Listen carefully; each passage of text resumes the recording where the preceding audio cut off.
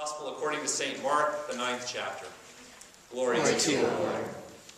6 days later, Jesus took with him Peter and James and John and led them up a high mountain apart by themselves. And he was transfigured before them, and his clothes became dazzling white, such as no one on earth could bleach them.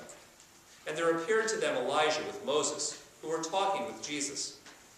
Then Peter said to Jesus, "Rabbi, it is good for us to be here. Let us make 3 dwellings, one for you, one for Moses, and one for Elijah." He did not know what to say, for they were terrified. Then a cloud overshadowed them, and from the cloud there came a voice, "This is my Son, the Beloved. Listen to him." Suddenly, when they looked around, they saw no one with them anymore, but only Jesus. As they were coming down the mountain, he ordered them to tell no one about what they had seen until after the Son of Man had risen from the dead. The Gospel of the Lord. Well, this week we begin our Lenten journey, and it starts out on Tuesday with our pancake supper, and of course one of my favorite pyromaniac things that I get to burn the palms, and you guys get to help, and we make the ashes for Ash Wednesday. And throughout the next 6 weeks, we'll continue our Lenten journey with Holy Evening prayer on Wednesday evenings and soup and salad suppers. We're going to have a special sharing project that we're working with Interfaith Works on.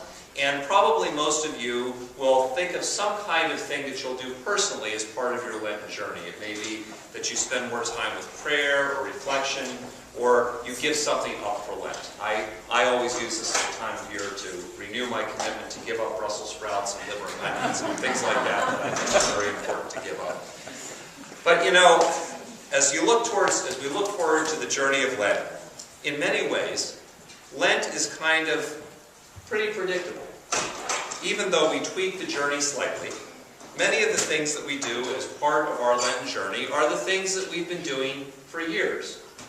And indeed, this Lenten journey of following Jesus to the cross and to the empty tomb is in many ways the same journey that Christians have been going on for centuries.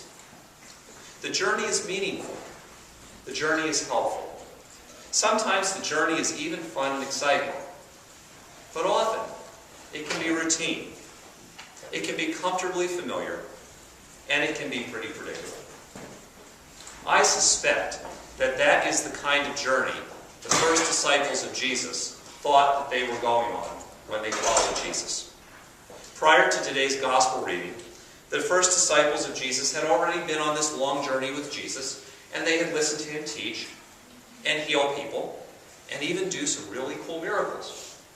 And I suspect that that journey was spiritually fulfilling to them. It was probably something that was actually fun and exciting, but it was something that they sort of got into a routine with. They kind of knew, or thought they knew, where things were going. But as today's reading begins, the journey takes on a whole new dimension. Jesus takes Peter and James and John up a high mountain, and he is transfigured before them. He is transformed. The actual Greek word in the text is metamorphosis. It's a word that we usually only use when we talk about like cocoons turning into butterflies. Jesus was totally changed. Something totally new and different happened that they had never experienced before. Jesus is transformed before their eyes, and it's tempting for us to simply read this story as a really cool thing that happened to Jesus. It's the transformation of Jesus. After all, that's what we call it on the front of your bulletin. It's the transfiguration of Jesus.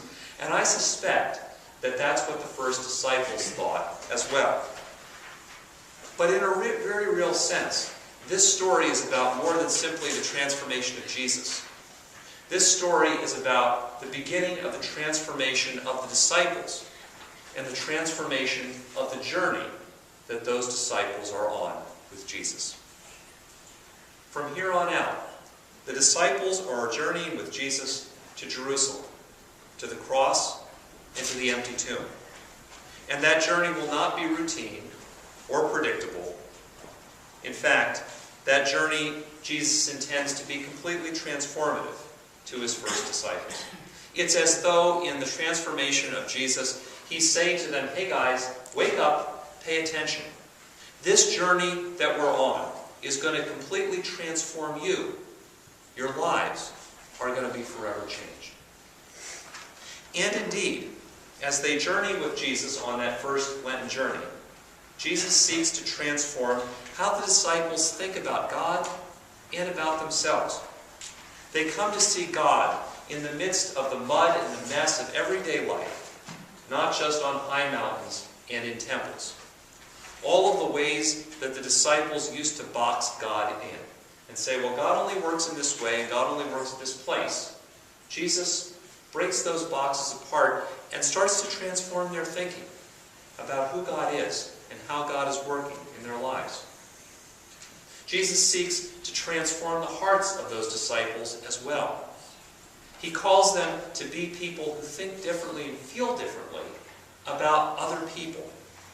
You know, God's love starts to be shared by Jesus with people who everybody else, at least, the disciples, they were all good people and everything, but they figured, well, God's love is for people who care about God. But we could leave out the Gentiles. They're nasty people. They're the Romans. We could leave out the tax collectors. We could leave out the prostitutes. We can leave out all kinds of people that we don't like. And yet Jesus cares for all these people. And he teaches the disciples to start to care for all these people. It's not just an intellectual exercise where they can sit back and say, well, I'm glad God loves those people because I sure don't. Jesus starts to turn them into people who actually share that and care for other people, people they don't know, people they dislike. Those are the very people that Jesus calls them to share God's love with. In fact, Jesus calls those disciples to be people whose entire lives are transformed.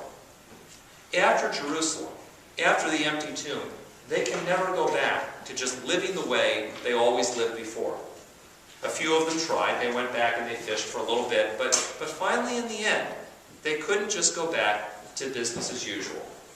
That journey transformed their lives, and they could never again live just like they always had.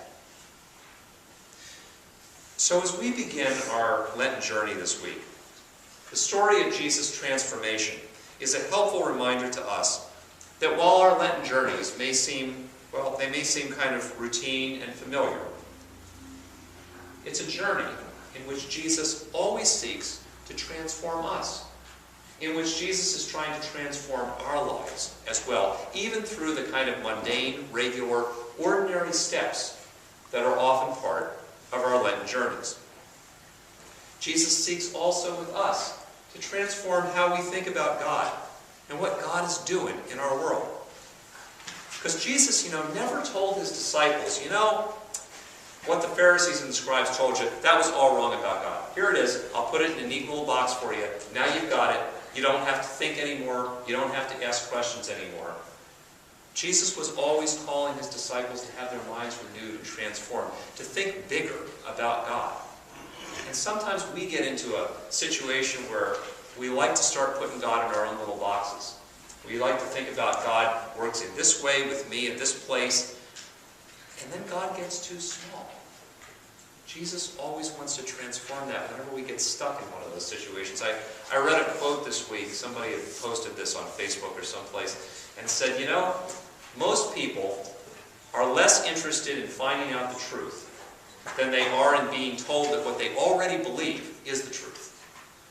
Every time we get stuck in one of those kind of little boxes, Jesus says, wait a minute, ask more questions, think bigger about God. Because when we start to think bigger about God, then Jesus starts to transform our hearts as well. He starts to transform us into people who, as hard as it is, start to love and appreciate and really care for people that we don't know, that maybe we don't like, that kind of rub us the wrong way. Like Jesus' first disciples, God's love for everybody is really cool when it means God loves me, and God loves you, and God loves all the people that I love. It starts to get a little squirrely when it means God loves people that don't like me. God loves people that I disagree with, who live in a different way.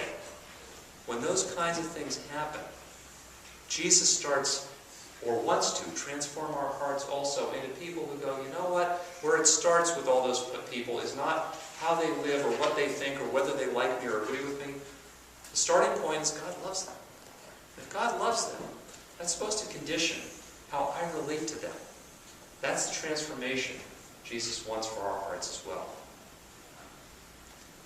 And finally, in the end, for us too, Jesus wants our journey to finally transform our whole lives, our whole way of living. Whatever our Lenten journey looks like, whatever we do, whatever we give up, all those kinds of things, it's absolutely worthless if at the end of the journey, 6 weeks from now, we say, wow, I prayed some more during Lent, and I helped with a sharing project, and I cared for people, and I went to church more, and all these things. Boy, I'm glad that's over now. Now I'm going to go back to life as usual. Get back to business as usual. That's not the point.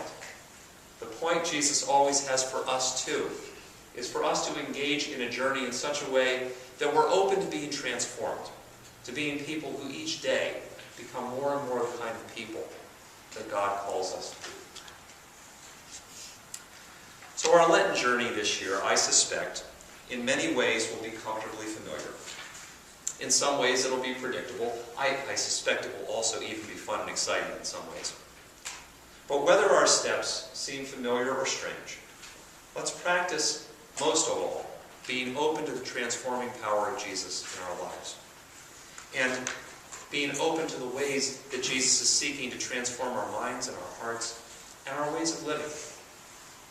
Because in the end, the purpose of our Lenten journey is not simply to reach the empty tomb. Rather, the purpose of the journey is to be fully transformed, or more transformed, into people who are actually alive even now with the new life that God is seeking to give us.